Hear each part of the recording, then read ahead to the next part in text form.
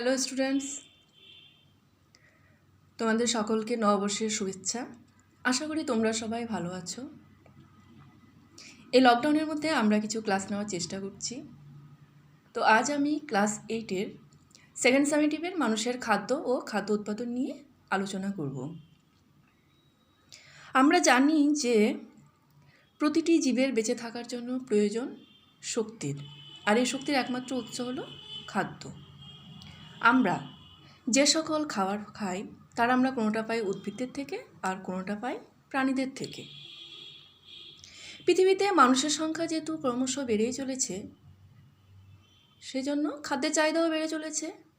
এই অতিরিক্ত খাদ্যের যোগান কিভাবে দেওয়া সম্ভব তা নিয়ে বিজ্ঞানের একটি শাখা, যেটির নাম হচ্ছে কৃষি বিজ্ঞান, সেখানে উন্নত মানের খাদ্য উৎপাদন পদ্ধতি নিয়ে বিশেষভাবে আলোচনা করা হয়। এবার আমরা জানব ফসলের বৈচিত্র্য ও ফসল উৎপাদন নিয়ে। তার আগে আমাদের জানতে হবে ফসল কি। ফসল হচ্ছে অনেকটা জায়গা জুড়ে একই ধরনের উদ্ভিদের, যেমন ধান, গম, আলু, সর্ষে ইত্যাদি চাষ করা হয়, তখন এই উদ্ভিদের একসঙ্গে বলা হবে শস্য বা ফসল। এই শস্য বা ফসল বিভিন্ন ধরনের হতে পারে। আমি এই বিভিন্ন ধরনগুলো বলছি, তোমরা একটু খাতার দিকে দেখবে। দেখো, ফসলের বৈচিত্র্য যেমন হচ্ছে তন্তু জাতীয় ফসল। তন্তু জাতীয় ফসলের মধ্যে পড়ছে হচ্ছে পাট, তুলো। ডাল জাতীয় ফসল মটর, ছোলা। চিনি পাওয়া যায় এমন ফসল যেমন আখ। বাগানে চাষ করা হয় এমন ফসল কফি, চা। এছাড়াও রয়েছে ওষুধ পাওয়া যায় এমন ফসল হচ্ছে সর্পগন্ধা, শিংকোনা, তুলসী।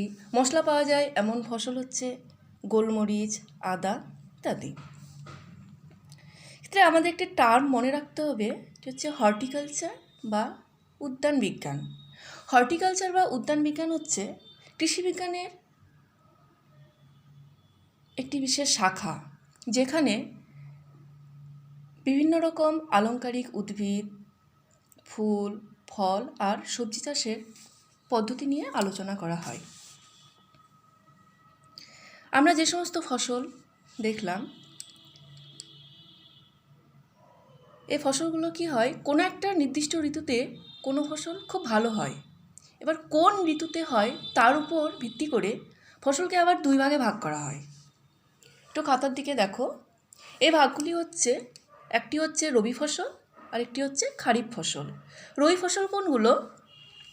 যে রবি ফসল শীতের শুরুতে, অর্থাৎ অক্টোবর নভেম্বর মাসের দিকে রবি ফসলের চাষ শুরু হয়, আর মার্চ এপ্রিল মাসের দিকে এই ফসল তোলা হয়।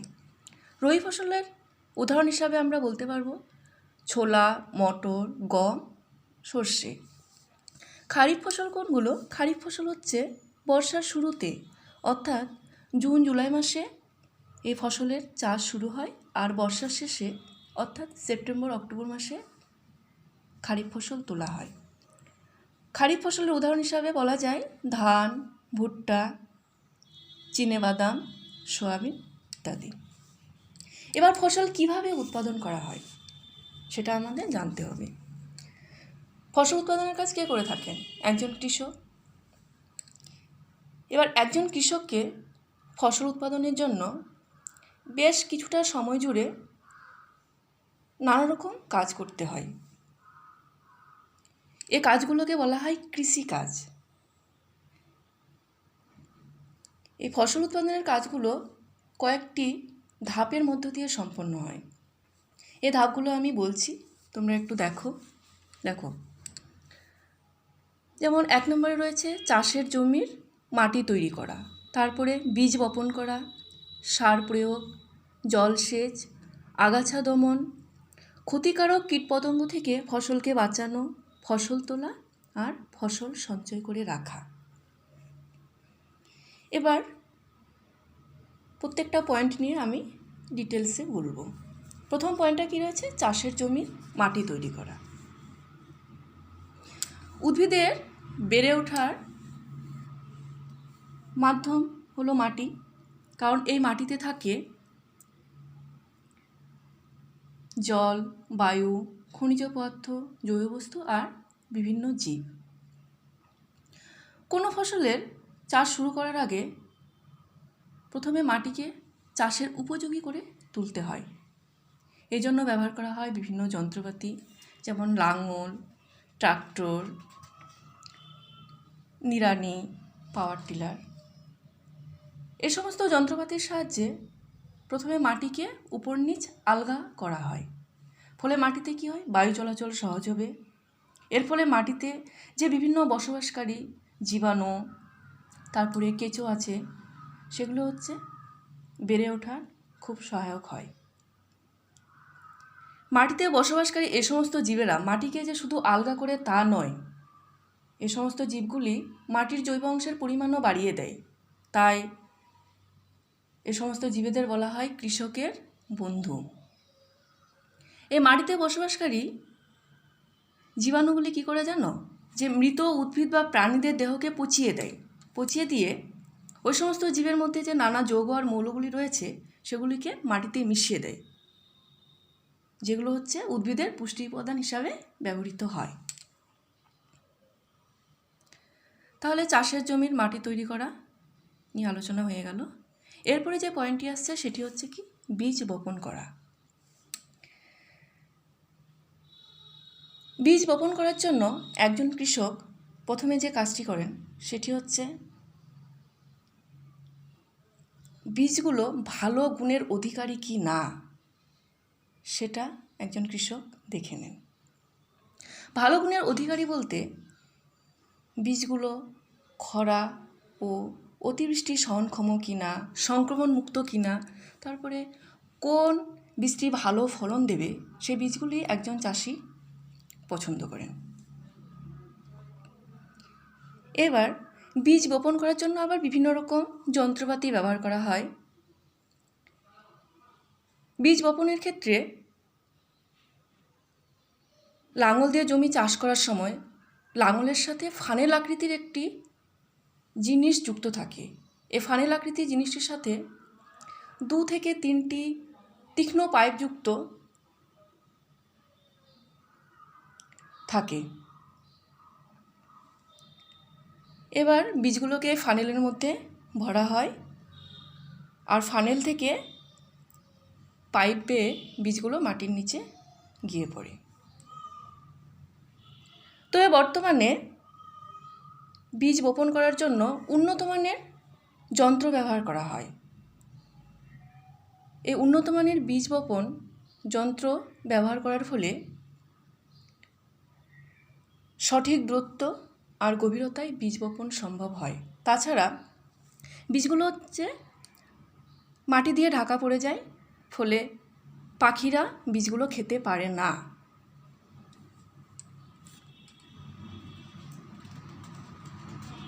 এরপর আসছে যে পয়েন্টটি সেটি কি, সার প্রয়োগ। উদ্ভিদের স্বাভাবিক বৃদ্ধির জন্য বিভিন্ন পুষ্টি উপাদান দরকার, আর মাটি উদ্ভিদের এই পুষ্টি উপাদানগুলো সরবরাহ করে। এই পুষ্টি উপাদানগুলোকে 2 ভাগে ভাগ করা হয়। তোমরা একটু খাতার দিকে দেখো।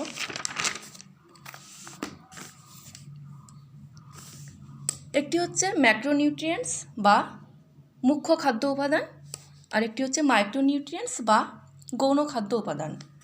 ম্যাক্রোনিউট্রিয়েন্টস কোনগুলো?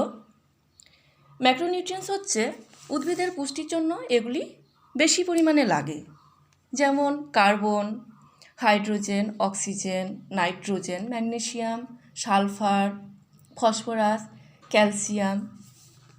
আর মাইক্রোনিউট্রিয়েন্টস উদ্ভিদের পুষ্টির জন্য কম পরিমাণে লাগে, যেমন manganese, boron, copper, molybdenum, zinc, iron.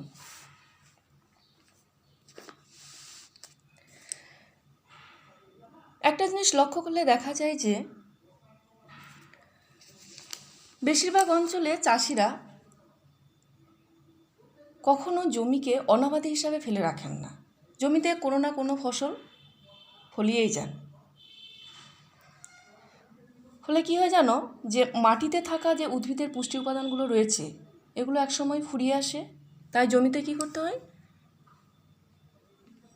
সার মেশাতে হয়।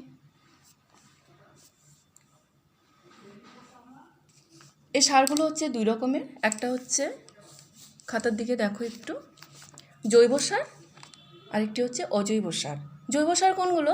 যে জৈব সার হচ্ছে মৃত উদ্ভিদ ও প্রাণীদের বর্জ্য পদার্থ থেকে তৈরি হয়।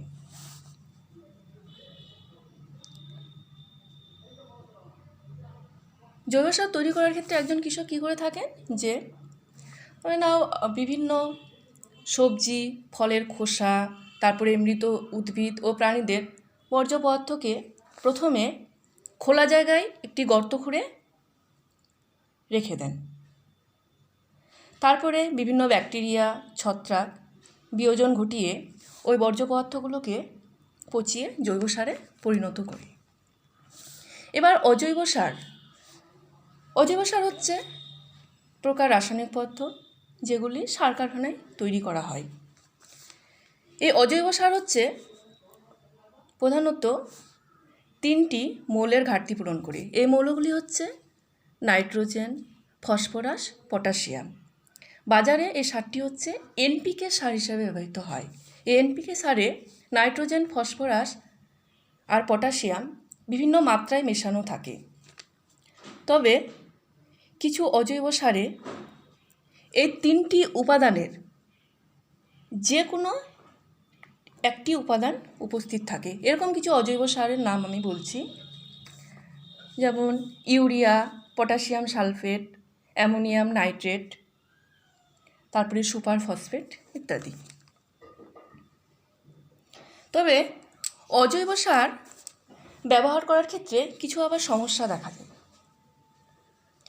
অজৈব সার ব্যবহার করলে বিভিন্ন রকমের ফসলের ফলন বাড়ে ঠিকই, কিন্তু অজৈব সার যদি অত্যাধিক ও অনিয়ন্ত্রিতভাবে ব্যবহার করা হয় তাহলে মাটিতে যে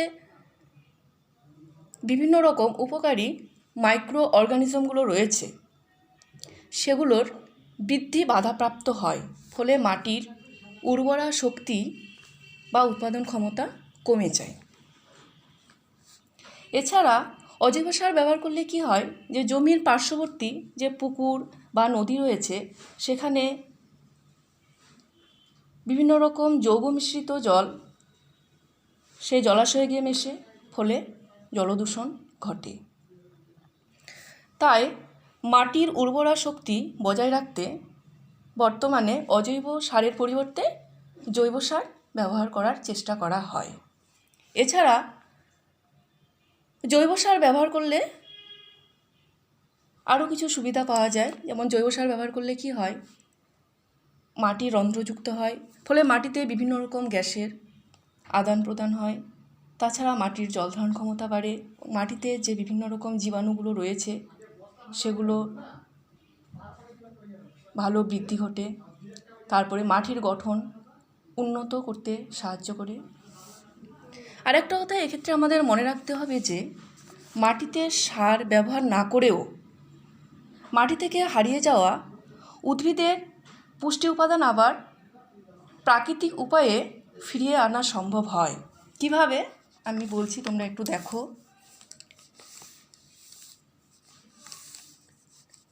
দেখো যে চাষের জমি অনাবাদি যদি ফেলে রাখা হয়,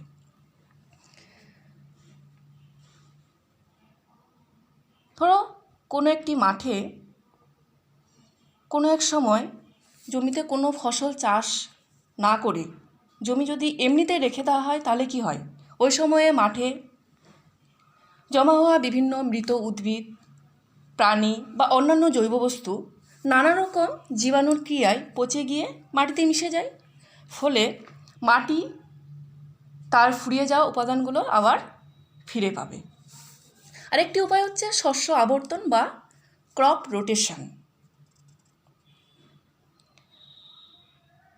একই জমিতে ক্রমাগত একই উদ্ভিদের চাষ না করে দুটো চাষের মাঝে যদি অন্য একটি ফসল অর্থাৎ বিশেষ করে সিম্বি গোত্রীয় উদ্ভিদ, যেমন দেখো একটু মটর, ছোলা, বিন ইত্যাদি যদি চাষ করা হয় তাহলে কি হয়, যে এ সমস্ত যে সিম্বি গোত্রীয় উদ্ভিদ রয়েছে তাদের মূলে রাইজোবিয়াম নামক এক প্রকার মিথুজীবী ব্যাকটেরিয়া থাকে। এই ব্যাকটেরিয়াগুলি কি করে? এই ব্যাকটেরিয়াগুলি হচ্ছে পরিবেশ থেকে নাইট্রোজেন গ্রহণ করে উদ্ভিদের দেয়। কারণ এই সমস্ত উদ্ভিদেরা বাতাস থেকে কিন্তু সরাসরি নাইট্রোজেন গ্রহণ করতে পারে না। ফলে কি হয়, যে এই সিম্বি গোত্রীয় উদ্ভিদের ফসল তোলার পরেও মাটিতে কি হয়, যথেষ্ট পরিমাণে নাইট্রোজেন থাকে। এর ফলে ওই জমিতে যদি ধান, গম, ভুট্টা ইত্যাদি ফসল চাষ করা হয় তাহলে এই উদ্ভিদেরা কি হয়, মাটি থেকে প্রচুর পরিমাণে নাইট্রোজেন পাবে। তাই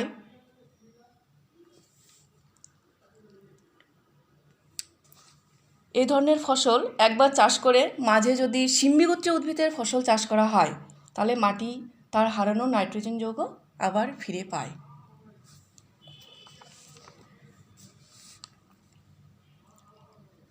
আজ তাহলে এই অবধি থাক, পরবর্তী পয়েন্টগুলো পরের দিন আমি আলোচনা করব।